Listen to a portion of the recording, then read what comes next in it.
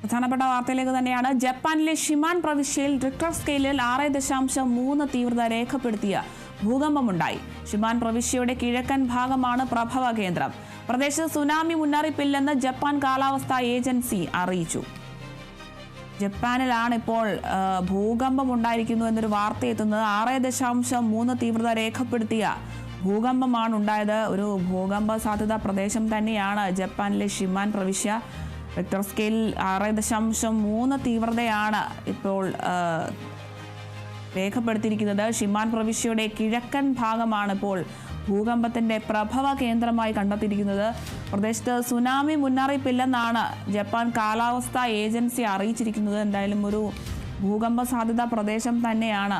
വീണ്ടും ഇവിടെ ഒരു ഭൂകമ്പം ഉണ്ടായിരിക്കുന്നു എന്നൊരു വാർത്തയാണ് ഇപ്പോൾ ലഭിക്കുന്നത്. 6.3 തീവ്രതയാണ് റിക്ടർ സ്കെയിലിൽ രേഖപ്പെടുത്തിയിരിക്കുന്നത്.